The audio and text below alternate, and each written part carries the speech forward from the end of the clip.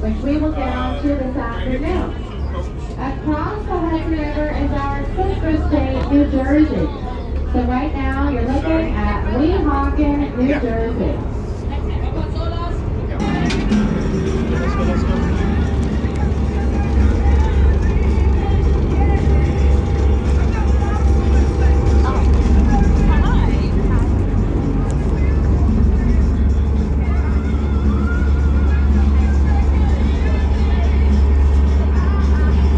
Okay, folks, the boat has straightened out. So I just want to get oriented quickly. If I say something is to your left, I mean it's left relative to the front of the boat. To your right means right relative to the front of the boat. So it doesn't matter which direction you're facing today. As long as you can tell which way the boat's moving, you'll know what I mean. You can also say port for the left of a boat and starboard for the right of a boat. So I'm going to use those words a few times as well. Port is left and starboard is right.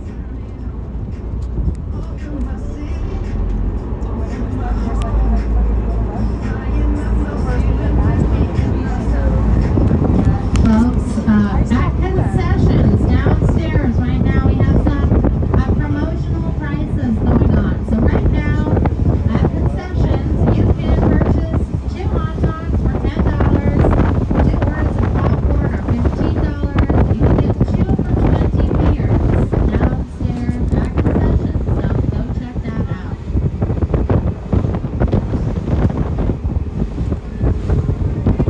So coming up on our port or left side, and with that, we're going to pass some skyscrapers that are close together. And in the middle of these skyscrapers, you'll see this funny looking smaller structure.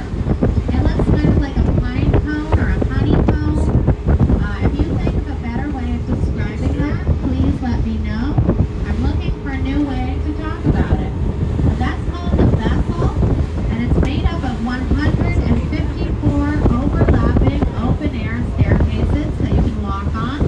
The vessel is part of the Hudson Yards redevelopment project, a $25 billion and counting real estate project, the largest in the country.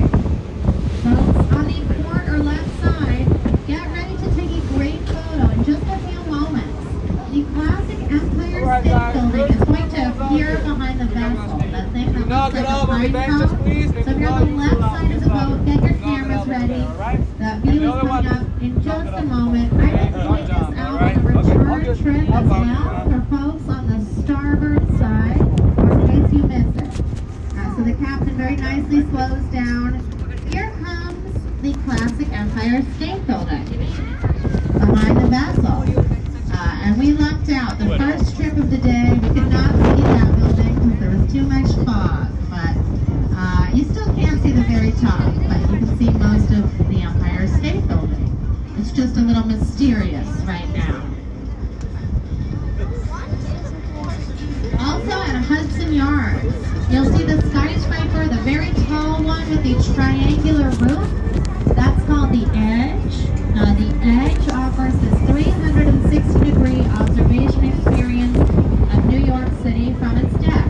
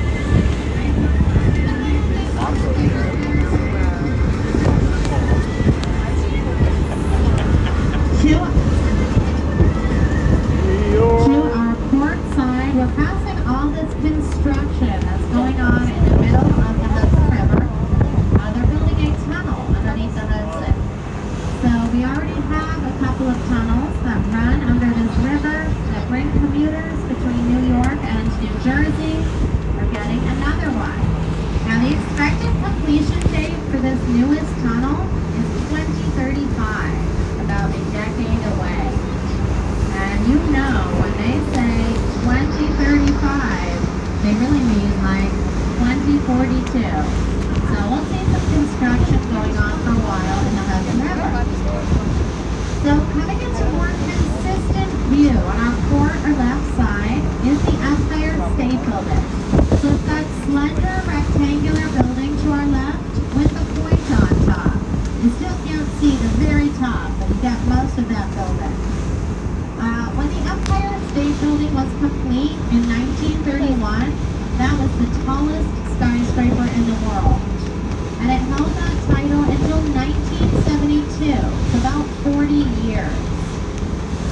It took only 410 days to build the Empire State Building, which is pretty amazing. Now there's some more technical reasons for this, but the main underlying reason is because it was built during the Great Depression at a time when people desperately needed work. The construction of the Empire State Building generated many jobs. People were so eager to work that it was finished very quickly.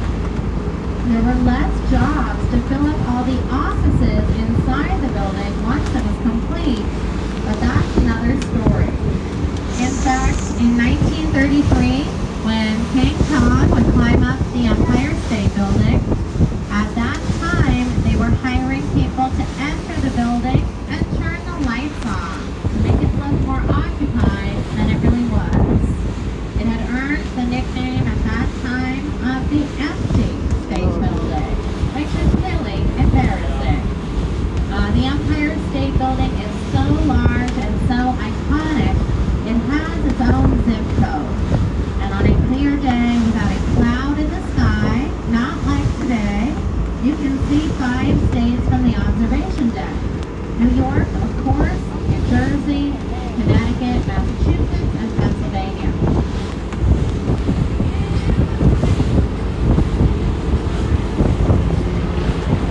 Coming up now on our port or left side, we're going to pass this cluster of what looks like white mushrooms at different heights, or golf tees at different heights, rising up out of the Hudson River. This is a somewhat recent addition to the Manhattan waterfront. It's a public park, maybe about 5 or 6 years old. It's called Little Island. So Little Island Park is an artificial island. You can see it's multi-level. The experience of walking in that park is like walking on a lush hill. There's a lot of plants and trees on it. And at the lowest point of Little Island, there's a band shell. And they have concerts some evenings in the summertime. So Little Island Park is on 14th Street, which is the widest point of Manhattan. Manhattan Island is about 14 miles long. It's about 2.5 miles wide at its very widest, right around here. Yet it's home to about 1.7 million people. This makes Manhattan the most densely populated county in the United States. You probably noticed it can feel kind of crowded. Now, New York City as a whole has about 8.5 million people living in it, which is a lot of people. New York City is the most populous city of this country. We are known for lots of things in New York City. We have our Broadway shows. We've got world-class restaurants. We also have our cheaper famous foods like our pizza and our bagels. Apparently the bagels in New York City are so good because of the tap water here, which they say is some of the best in the country. We're known as the city that never sleeps. It's true. You can go outside any time of night. You're going to see people outside no matter what, having a good time. Some of them are having a bad time, but either way, you're going to see them. We are known as a melting pot. We're known for our diversity. In New York City, we speak over 800 languages. I don't personally, but collectively we do. There's a neighborhood in the borough of Queens called Jackson Heights. Jackson Heights is the most diverse place on earth. Okay, folks, I do not want New Jersey to feel jealous. So to our starboard or right side, we're passing this old-fashioned looking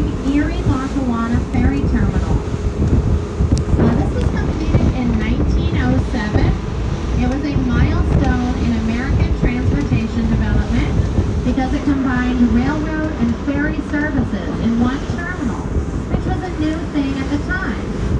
So this is in Hoboken, New Jersey. Hoboken is pretty all-American. It's home to the first recorded game of baseball. The zipper was invented in Hoboken. If you've ever had that delicious cookie called the Malamar with the marshmallow and the chocolate, first Malamar was sold there. And that classic singer, Frank Sinatra, was born and raised in Hoboken, New Jersey. Next up on our New Jersey side, this is now the area of Newport. In a moment, we'll pass this interesting white sculpture on the waterfront. So this was done by a Spanish artist named Juan Plenza. It's called Water's Soul. Plenza setting their finger up to their lips and saying, shh. So a moment of silence for all the mariners lost at sea. That's a beautiful sentiment. But I say that is New Jersey telling New York to be quiet because we're so loud in New York City. That's just an alternate interpretation. Folks, on both sides of this river, we're passing identical tan buildings that are jutting out into the water. They're kind of H-shaped on top. These are not the most beautiful, but they serve an important purpose.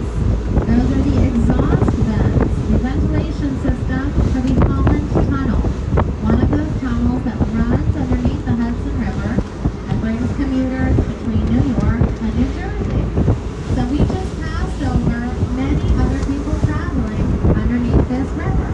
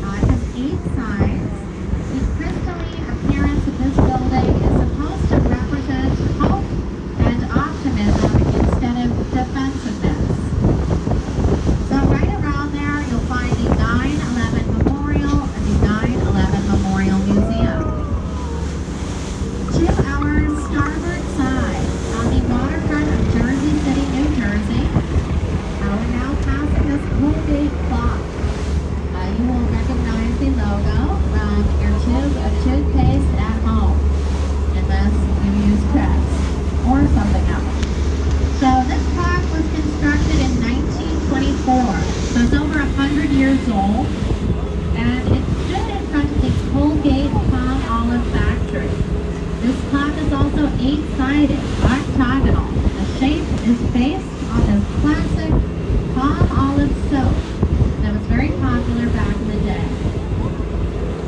The factory is no longer there, but that comes a good reminder of this waterfront industrial history, because back in the day, on both sides of this river, the waterfront was been dominated by factories. So folks, Manhattan is coming to an end on our port side. You will see more buildings on the horizon in front of us, but those are mostly only about 5 minutes. Still gives a nice amount of time.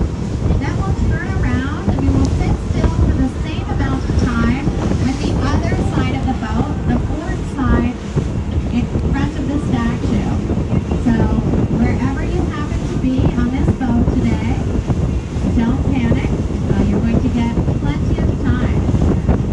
Once we arrive at the Statue of Liberty, our professional photographer, Sammy, is going to be coming around on the upper deck, offering his services. Sammy is wearing a navy blue Starship sweatshirt. He'll be holding a camera. So if you'd like a professional photo taken of the statue, make sure you connect with Sammy once we arrive. Once again, he'll be coming around on the upper deck. That professional photo is $10 for a digital copy, $15 for a print. If you have a premium ticket, that photo is included in that premium ticket. To our starboard or right side, we're now passing Ellis Island.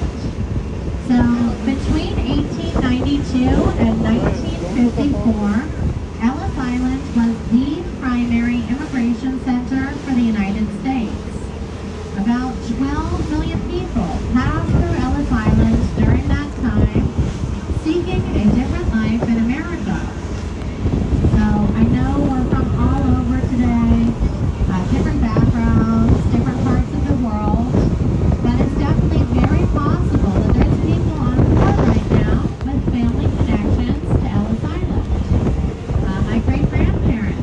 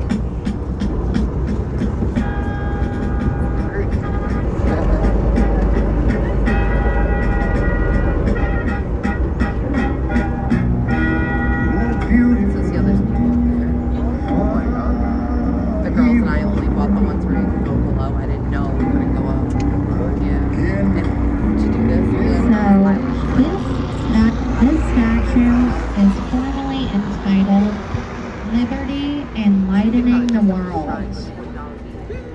She was officially dedicated on October 28, 1886.